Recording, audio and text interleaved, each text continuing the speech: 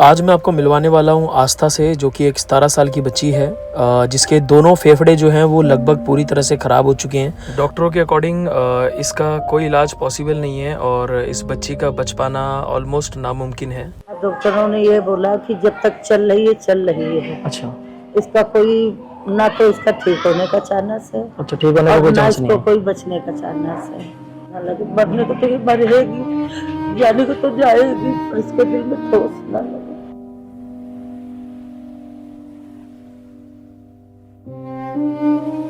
आपके हस्बैंड जो है वो क्या करते हैं? गुब्बारे बेचते हैं। साइकिल पे गुब्बारे बेचते हैं? साइकिल भी नहीं सर, पैदल जाते हैं। अच्छा, पैदल जाते हैं।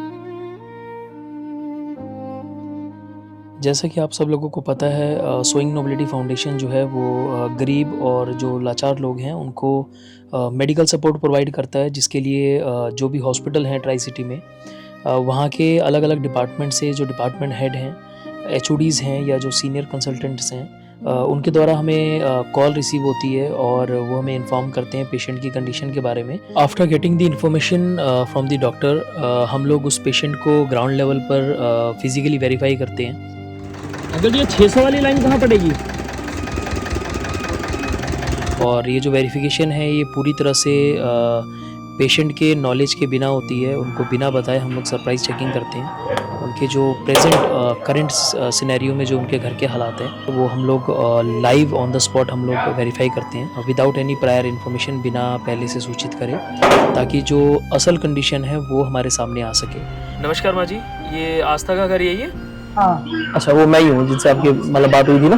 अच्छा। सिलेंडर के लिए जो फोन आया था। अच्छा। हाँ जी, तो एक बार बच्चे को देख सकता हूँ? अगर केस जेन्युइन होता है और जो पेशेंट है वो वाकई में ज़रूरतमंद है, तो हम लोग जितना हो सके अपनी तरफ से बेस्ट पॉसिबल जो मदद है वो कोशिश करते हैं प्रोवाइड करने की, जिसमें उसका मेडिसिन का खर्चा और सर्जरी का खर्चा या और भी जो भी घर में कोई भी दिक्कत है, जिस भी तरीके से हम लोग जो भी हेल्प कर सकते हैं हम लोग प्रोवाइड करते हैं। कितना टाइम हो गया 32 में ट्रीटमेंट कराते हैं? इसमें मुझे 10 साल हो गए। अच्छा, 10 साल से दिक्कत है? हाँ। क्या दिक्कत क्या है बच्चे को? इसको अब पहले तो कहते थे कि फेफड़े कमजोर पड़ गए हैं। फेफड़े कमजोर पड़ गए हैं, फेफड़े सिकुड़ गए हैं, लेकिन रीजन क्या है उसका? उसका रीजन कुछ मुझे पता ही नहीं है। अच्छा। अब की दफा लेके गई हूँ तो अच्छा, इसके आगे तुम्हें कुछ बताती नहीं, बाहर आओ। अच्छा, ठीक है, कोई बात नहीं। हाँ, मैं बाहर बात करता हूँ। डॉक्टरों ने ये बोला कि जब तक चल रही है। अच्छा, इसका कोई ना तो इसका ठीक होने का चांस है। अच्छा, ठीक होने का कोई चांस नहीं है। कोई बचने का चांस है। अच्छा, पर इसके आगे नहीं बताती। हाँ, वो तो बच्चे के आगे तो कैसे बताओगे? हाँ, नहीं, चलो, माँ बाप होने के नाते जितना हो सकता है तो करते हैं। अच्छा, कि इसके आगे कोई बात नहीं करना, जो कोई बात करना है आप हाँ, मेरे को अगर रखे मेरे से बात करो। अच्छा, इसीलिए इसका दिल हर चीज से हाँ। खुशी रखती है। हाँ, इसके दिल में ठोस ना लगे। मरने को तो ये मरेगी, जाने को तो जाएगी, पर इसके दिल में ठोस ना लगे। कोई बात नहीं, मैं समझ रहा हूँ। अब रो मत, जितना हो सकेगा मतलब हम लोग देखते हैं और क्या कर सकते हैं। कितना खर्चा आता है गैस भरवाने का? सर मैंने छोटा तो नहीं भराई, मैं बड़ा लेके आई थी। बड़ा 8,000 रुपए मैंने जमा किया था। मैं आपसे सिक्योरिटी, किसी से नहीं बोल सिक्योरिटी ना? हाँ, तो मैंने किसी से कर्ज ली थी। अच्छा, तो वो मान नहीं रही थी। हाँ, कह रही थी मेरे पैसे वापस करो, मेरे पैसे वापस करो। अच्छा, तो उसमें आधा सिलेंडर था, वो मैं वापस कर आई थी। अच्छा, तो जिससे आपने मतलब आपका कि जिससे आपने कर्जा लेके वो सिलेंडर लिया था, हाँ, उसको फिर आपको सिलेंडर वापस करके पैसे वापस लेने पड़े? कर दिया। हाँ, उनको मैंने वापस। हाँ, क्योंकि उसकी सिक्योरिटी जमा होती है ना। हाँ, सिक्योरिटी जमा होती। फिर मैंने वो पैसे वापस कर दिया था। अच्छा। तो उसमें बड़े वाले में 300 भराई लगते थे और 300 किराया लग जाता था। चलो, ये छोटे सिलेंडर से ये होगा कि आपको आसानी रहेगी जाने में आने में। उन्होंने 32 वालों ने मुझे यही बोला था कि आपको छोटा सिलेंडर इसलिए दिलवाना है ताकि आपको आने जाने में दिक्कत ना हो। 32 भी जैसे 32 ले जाना पड़ता था ना मुझे, तो मैं 5,000 16 सेक्टर में जमा करती थी। अच्छा। तो वहाँ से एक दिन के लिए सिलेंडर। बच्चे का नाम क्या है? आस्था। मैं एक बारी बात कर लेता हूँ, ठीक है, डॉक्टर से भी। बाकी कुछ और भी हमसे जो भी हो पाया कोशिश करेंगे। बात करके फिर मुझे भी बता देना। हाँ जी, हाँ जी। नमस्कार सभी को, मैं निर्मल सिंह ठाकुर, मैं फाउंडर हूँ सोइंग नोबिलिटी फाउंडेशन का। ये एक सेंट्रल गवर्नमेंट से रजिस्टर्ड NGO है and we are registered with the ministry of corporate affairs and NITI Aayog. और उसके साथ साथ हम लोग एनजीओ दर्पण के साथ भी रजिस्टर्ड हैं। एंड हमारे पास बहुत डिफरेंट लोकेशन से हमारे पास कॉल्स आती हैं, जिसको हम लोग वेरीफाई करके जो बेस्ट पॉसिबल हेल्प होती है हम लोग वो प्रोवाइड करते हैं। जैसा आपने ये वीडियो देखा, ऐसी एक कॉल हमें आई थी 32 हॉस्पिटल से, जो गवर्नमेंट हॉस्पिटल है चंडीगढ़ का, बहुत जाना माना और बहुत बड़ा हॉस्पिटल है। वहाँ से हमें कॉल आई थी, इस बच्चे को एक ऑक्सीजन सिलेंडर की ज़रूरत थी।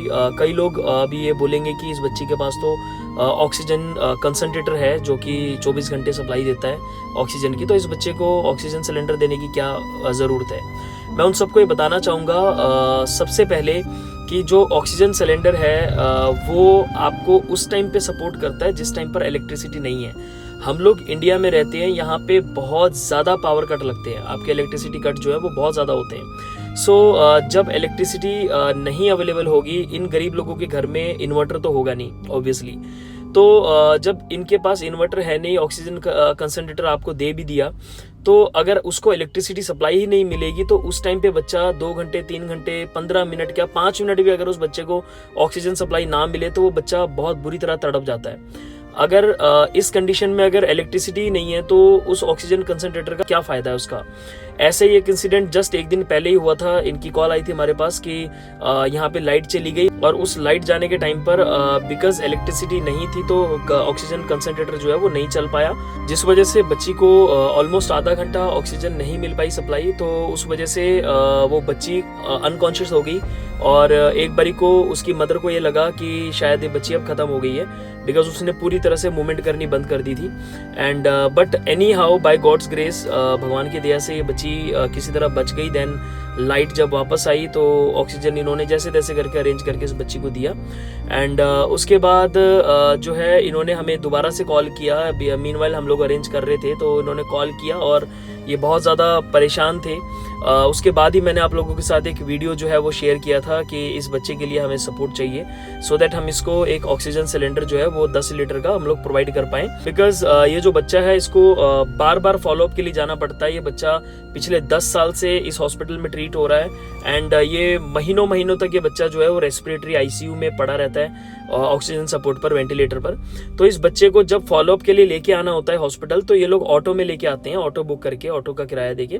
तो उस टाइम पर क्या होता है कि ऑक्सीजन, क्योंकि कंसंट्रेटर तो इलेक्ट्रिसिटी से चलेगा तो वो घर पे रह जाता है, तो घर से लेके हॉस्पिटल का तक का जो इनका जो ऑलमोस्ट 1-1.5 घंटे का जो रास्ता है उसको तय करने में उस बच्चे के पास ऑक्सीजन सपोर्ट नहीं होता, जिस वजह से उस बच्चे की लाइफ जो है वो रिस्क में डाल के लोग हॉस्पिटल तक लेके आते हैं। उसके अलावा डॉक्टरों ने इसको बोला है कि इसको घर पे मत सुला के रखो, इसको थोड़ा थोड़ा बाहर टहलाना शुरू करो, घुमाना शुरू करो। लेकिन बाहर घुमाए टहलाएं तो तब जब इसके पास एक पोर्टेबल ऑक्सीजन हो, सिलेंडर हो, जिसको ये घुमाते फिराते वक्त, टहलाते वक्त व्हील चेयर पर इस बच्ची को वो सिलेंडर लगा के ये लोग टहला सके। सो इस वजह से इस बच्ची को अर्जेंटली एक ऑक्सीजन सिलेंडर की रिक्वायरमेंट है। सो मैं आप सब लोगों से हाथ जोड़कर रिक्वेस्ट करूंगा कि प्लीज़ आप लोग कंट्रीब्यूट करें। हमारे पास बहुत कॉल्स आती हैं पूरे दिन में, बहुत पेशेंट्स आते हैं, लेकिन हमारी भी एक बाउंडेशन है, एक लिमिटेशन है हमारी। बिकॉज जितना ज़्यादा हमारे पास फंड होगा हम उतना काम कर पाएंगे। फंड नहीं होगा तो हमें हाथ जोड़ के उनसे माफ़ी मांगनी पड़ती है कि हम नहीं कर सकते हेल्प, आप कहीं और से देख लीजिए। बट दुख होता है बहुत ज़्यादा जब कोई आता है हमारे पास और हम बिना हेल्प करे उसको जो है वो वापस भेज देते हैं। तो बहुत फील होता है, दिन भर वो चीज़ दिमाग में चलती रहती है कि यार पता नहीं उनका क्या हुआ होगा, अरेंज हुआ कि नहीं हुआ। बट एनीवेज मैं आप सबसे दोबारा रिक्वेस्ट करूँगा, प्लीज़ कंट्रीब्यूट। आप जो भी डोनेट करेंगे, परमात्मा करे कि उसका 100 गुना 1000 गुना बन के आपको, आपकी पीढ़ियों को, आपके बाल बच्चों को, आपके आने वाले पुश्तों तक को वो जो है उसका फल परमात्मा दे।